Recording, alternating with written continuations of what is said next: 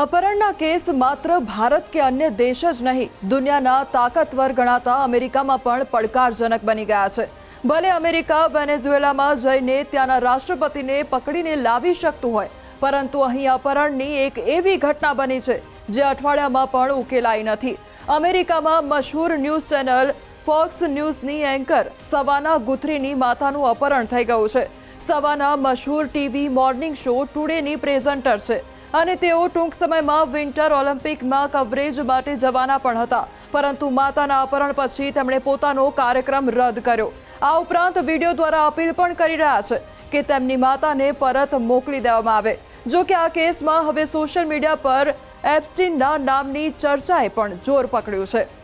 સવાના ગુથરીની 84 વર્ષીય માતા નેન્સી ગુથરીના ગુમ થયાને 8 દિવસથી વધુ સમય થઈ ગયો છે, પરંતુ અમેરિકા જેવા દેશમાં પણ પોતાની તાકાત લગાવવા છતાં એફબીઆઈના હાથ ખાલી છે અને અત્યાર સુધીમાં તેમને કોઈ પત્તો મળ્યો નથી. સવાનાની માતા નેન્સી ગુથરી છેલ્લી વખત 31 જાન્યુઆરીની રાત્રે આશરે 9 કલાક અને 48 મિનિટે જોવા મળ્યા હતા, જ્યારે તેઓ પોતાની દીકરી અને જમાઈ સાથે સમય વિતાવ્યા પછી પોતાના ઘરે પહોંચ્યા હતા. તેના થોડા કલાકો પછી જ તેમના ઘરનો ડોરબેલ કેમેરા બંધ થઈ ગયો અને તેમનું પેસમેકર એપ પણ ડિસ્કનેક્ટ થઈ ગયું.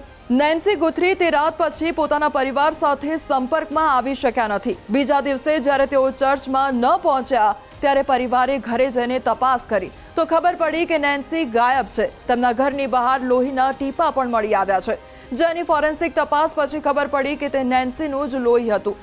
નેન્સી ગુથરીનો મોબાઈલ અને એપલ વોચ ઘરમાં જ હતા, પરંતુ કેમેરો ગાયબ હતો. આવી સ્થિતિમાં પોલીસને શંકા છે કે તેમનું અપહરણ થયું છે.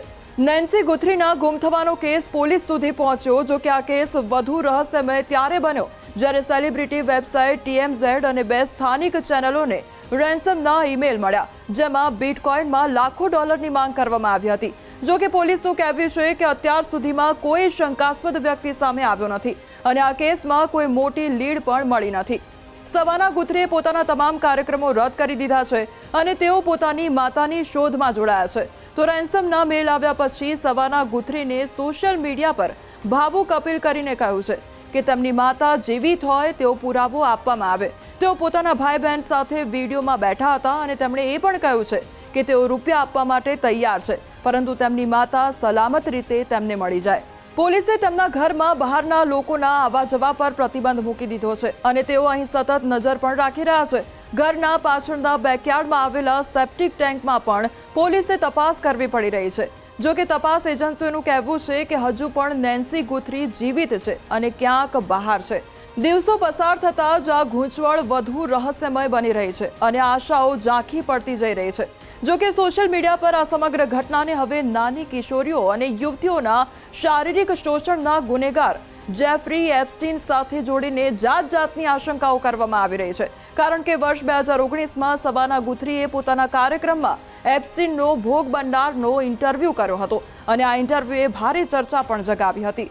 જો કે પોલીસ હજુ આ મામલાને અપહરણના એંગલથી તપાસી રહી છે. સોશિયલ મીડિયા પર થઈ રહેલા દાવાને સત્તાવાર કોઈ સમર્થન મળ્યું નથી.